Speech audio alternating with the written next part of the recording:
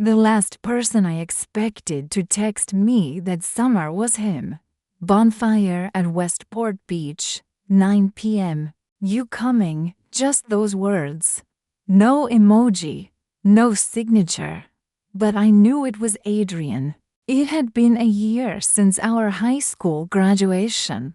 A year since the night I kissed him behind the bleachers, just to feel something. And a year since I ghosted him the morning after, like none of it mattered. It mattered. But I couldn't let it. So when his name popped up again after 12 months of silence, my chest tightened and my thumbs hovered over the screen for longer than I'd admit. I shouldn't go, but I wanted to. I stared at my reflection in the bathroom mirror. Same brown eyes, same beach-blown curls, but something was different. I didn't look scared anymore. That night, I drove with the windows down, salt air rushing through like memories I tried to outrun. The beach parking lot was already filling with laughter and music, the orange glow of fire licking the sky. He saw me before I saw him. He always did, standing tall by the flames, hoodie sleeves rolled to his elbows. That same effortless, unreadable expression. But when our eyes met, his lips twitched just enough to unsettle me. You came, he said, as if we were still mid-conversation from a year ago. I got bored. I lied. You always did hate being still. We didn't hug. We didn't need to. Someone handed me a drink. I didn't taste it. My focus was entirely on the way Adrian looked under firelight, like he hadn't changed. But somehow everything about him had. He didn't ask why I left without a word. And I didn't ask why he never tried to find me. Instead, we sat beside each other in the sand, our knees brushing, hearts pretending to be casual. So, he murmured after a long silence, "How's life? Messy. You? Still figuring it out?" That made me smile. It always did. How honest he was, even when it made people uncomfortable. Hours passed. Laughter turned to music. People danced barefoot by the tide, and stars spilled over us like secrets. Then the fire dimmed, the crowd thinned, and the cold began to bite. "You look cold," he said. "I'm fine." But he pulled off his hoodie anyway, draping it around my shoulders without asking. It still smelled like cedarwood and sea salt, and him. "Come with me," he whispered. I followed him down the beach, where the firelight couldn't reach us. The tide was low, the sand cool beneath our feet. We stopped near a darkened cove, waves crashing softly like a slow heartbeat. He turned to face me, his eyes darker now, softer. "You hurt me, you know?" I swallowed. "I know." "Why'd you leave?" I was scared of feeling something real. He didn't say anything, just stepped closer, until there was no space left for lies. "I never stopped thinking about you," I confessed, even when I tried. His hand came up hesitant at first, fingertips brushing my cheek. "Then don't try." And then he kissed me. Slow, careful, like he was giving me a chance to run again. But this time, I didn't. This time, I leaned in. And when his hands found my waist and my body melted into his, I realized something terrifying. I was still in love with him. I woke up tangled in his arms, the crash of waves outside syncing with the chaos in my chest. The tide had risen, and the sun was starting to bleed across the sky, orange and pink brushing the horizon like a watercolor dream. Adrian's hoodie was still draped over my bare shoulders. His body was warm against mine, grounding me, anchoring me in a moment I never thought I'd feel again. Last night hadn't been planned.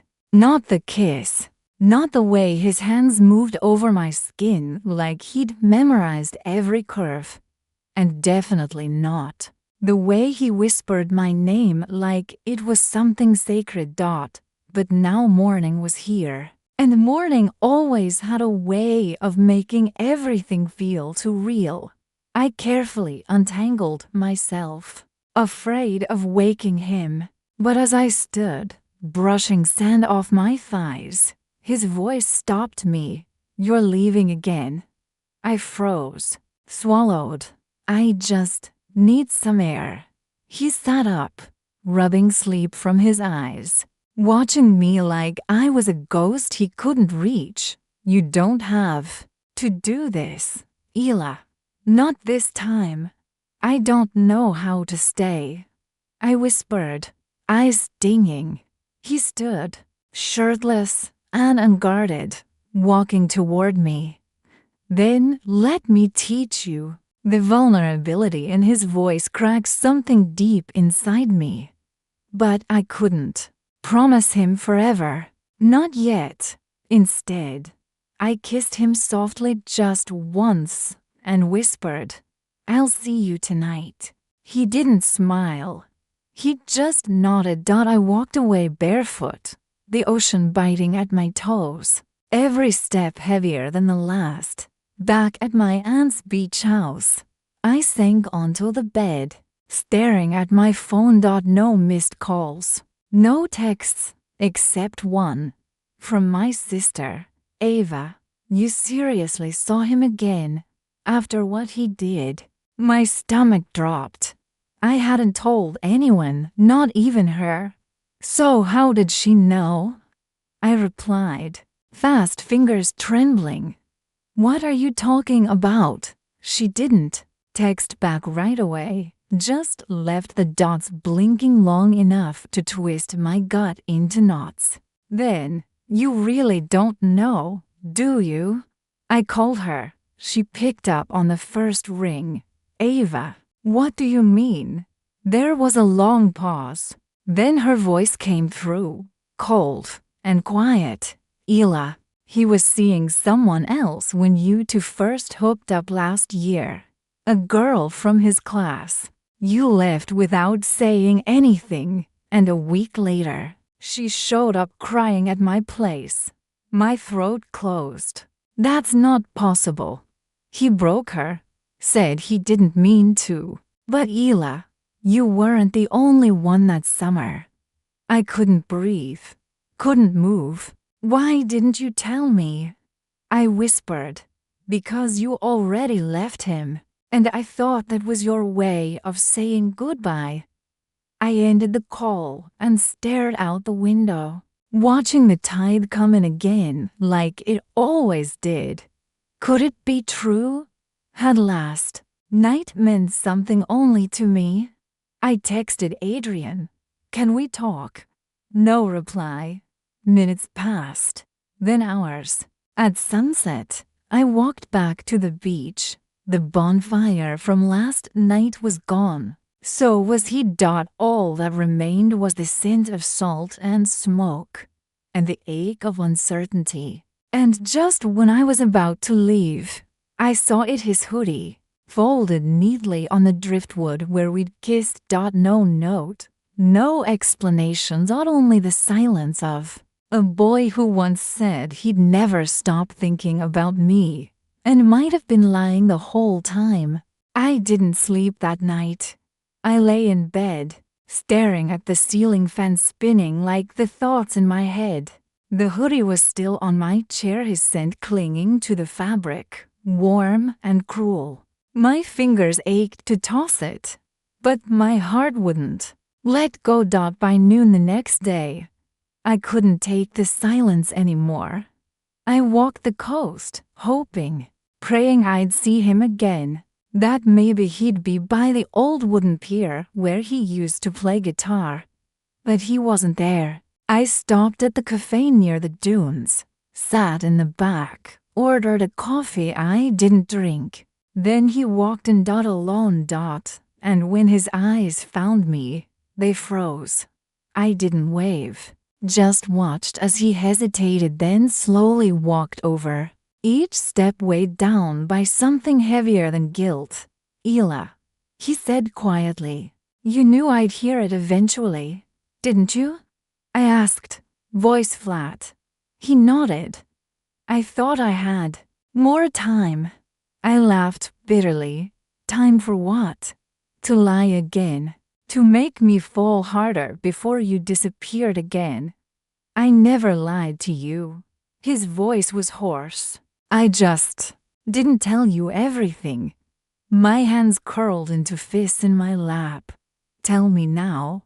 He sat down, elbows on the table like he had something heavy to confess. That girl Sophia was someone I was seeing casually back then, but I didn't know how to end it properly.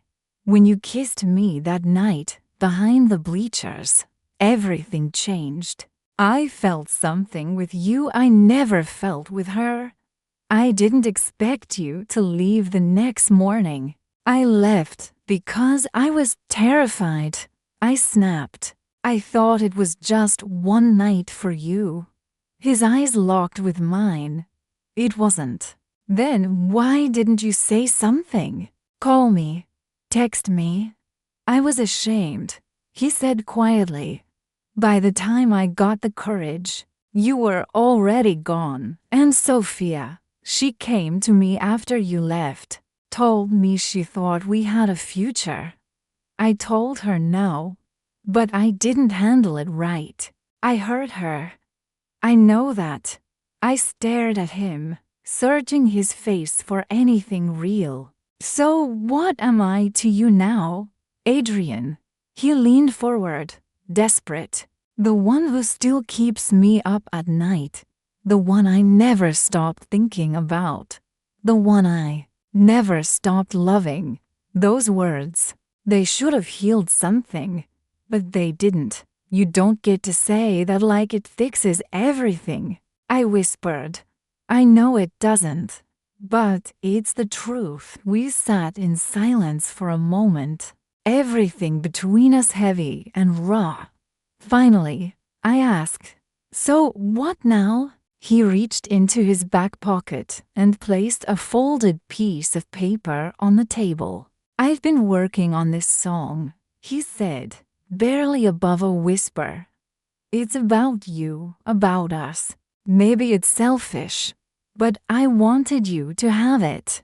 I picked it up with shaking hands, unfolded it. The lyrics were scribbled in blue ink, rough and raw, and so heartbreakingly real. She left with the tide, took the sun when she did, and I waited on that beach for a heart that never hid. Tears stung my eyes. "You wrote this for me." "I wrote it because of you." I didn't know what to say. Everything I thought I knew about him, about what we were, was shifting. Pain and truth mixing like salt in open wounds. And then he stood. "I'll be at the bonfire tonight," he said gently. "If you don't come, I'll understand." He left the cafe without looking back, and I sat there with his lyrics in my hands and a storm building in my chest. That night, I stood in front of my closet, unsure what I was dressing for: revenge, closure, or maybe a second chance. But I knew one thing: I needed to hear him sing it. I arrived late. The fire was already roaring, casting gold over the circle of faces I barely recognized. But I wasn't here for them. I scanned the flickering crowd, heart thudding louder than the ocean behind me. And then I saw him. Adrian was sitting on the edge of a wooden log, guitar in his lap, head down like he was praying. A single spotlight of firelight kissed his curls, and for a moment, he looked like the boy I'd left behind last summer. and maybe the man I was about to face again. I took a seat farther back, hidden by shadows. He hadn't seen me yet, but he started playing. No words at first, just slow, aching chords that pulled breath from my chest. Then his voice broke through the air, low and cracking like the flame itself. She ran from love like it was fire, but I would have burned with her. Every mile she disappeared, I carved into every verse. People fell quiet, the fire dimmed, or maybe the world just narrowed to him and that guitar and the lyrics he bled into every note. I waited on that beach alone for a girl who kissed like lightning and left like smoke. My eyes stung, my hands clenched in my lap. He was singing me, all of me, the wild, the broken, the girl who never stayed, and somehow he still wanted her. The last chord rang out like the final beat of a heart too full to hold more. Silence followed, then gentle applause. Adrian stood slowly, eyes scanning the crowd, looking for me. I stood too, and when our eyes locked, the fire between us reignited. He broke through the crowd like the ocean tearing toward shore. You came. I had to. Did you like the song? I hated how much it hurt. He laughed softly. Then I did it right. We walked toward the tide, away from the fire and the eyes and the old pain trying to cling to us. I never thought I'd see you again, he said. Neither did the first, but I heard you, Adrian, every word. I meant everyone. I turned to face him. Do you still feel it? After everything, his jaw tightened. It's not something I feel. It's something I am when I write. It's you. When I close my eyes, it's still your face. Even after Sophia. He hesitated.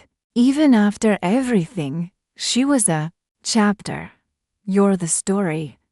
I swallowed hard. You don't make it easy to walk away, then stay. I don't know how. Then we figure it out together. He stepped closer, hand reaching for mine. The moment his skin touched mine, everything in me cracked open again, like that kiss beneath the bleachers, like the bonfire night, like last summer's breathless goodbye. But just as I leaned in, a voice cut through the waves behind us. Well, isn't this cozy? We turned. Sophia. Arms crossed, eyes glittering with something sharp and burning. Did you really think I wouldn't find out? She spat. That you'd write your tragic little song and I'd just disappear? Adrian stepped between us. Sophia, don't do this here. No. Let's do it here. In front of the fire. In front of your next heartbreak. I felt my stomach drop. What do you want? I asked, trying to stay calm. Sophia's lips curled. The truth about why you left him last year and why you're suddenly back now. Tell me. Are you just bored again? Adrian reached for me, but I stepped back. Let her talk, I whispered, because I knew whatever came next was going to change everything. Sophia's words sliced through the night like lightning. I stood frozen beside Adrian, while the fire behind us crackled and hissed like it knew the tension between the three of us was about to explode. You think you're special, Ela, she sneered, stepping closer. He told me I was unforgettable too until you came back and played the victim. That's enough. Adrian growled, voice low, shaking, but I raised my hand. No. Let her speak. My voice didn't even sound like mine, it was too calm. too collected for how much I was shaking inside. You want the truth, Sophia, I said, stepping forward. Here it is. I kissed him last year. I slept with him. Then I ran, not because I didn't care, but because I cared too damn much. And I didn't know how to deal with it. Sophia's face flickered. And now? I looked back at Adrian. Now I'm not running anymore. He exhaled like the weight of those words crushed him in the best way. But Sophia wasn't done. He told me he loved me, she said, her voice cracking. Do you know what it's like to believe that? To wake up every day hoping he'll choose you again? I swallowed hard.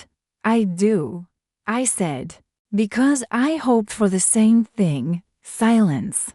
Just waves crashing and hearts breaking. Sophia looked at Adrian one last time, tears gleaming in her eyes. You could have just told me you weren't over her, she whispered.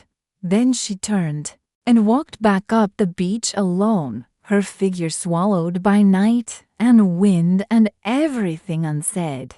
Adrian let out a shaky breath. She deserved better than what I gave her. She loved you, I whispered. He nodded.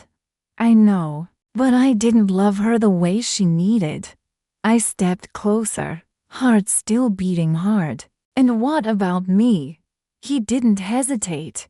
I love you like I can't breathe without you.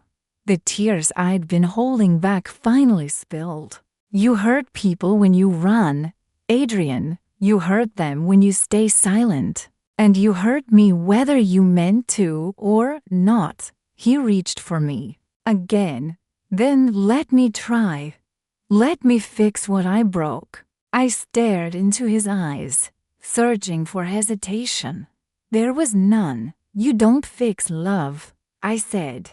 You choose it. Every messy, terrifying day. The wind picked up. The fire behind us sputtered and hissed. But I wasn't cold anymore. Not with his hands on my skin again. Not with the way he held my face like I was something precious and fragile and irreplaceable. We kissed again, this time not in secret, not in fear, not as an escape, but as a beginning. That night, we didn't go back to the bonfire. We walked, barefoot through the dunes, fingers intertwined, talking about everything we'd avoided for too long. Our fears, our screw-ups, our dreams. And at dawn, we sat on the same driftwood log where he'd left me his hoodie. He handed me his guitar. Your turn, he said, smiling softly. I laughed. I don't play. You don't have to. Just be here. And I was. For the first time in a long time, I wasn't dreaming of escape or drowning in regret. I wasn't the girl who left anymore. I was the girl who stayed. Because sometimes love doesn't come in perfect packages. It comes in broken chords, unexpected texts, jealous storms, and second chances. And on a beach where everything began, it began again. Only this time, we didn't run.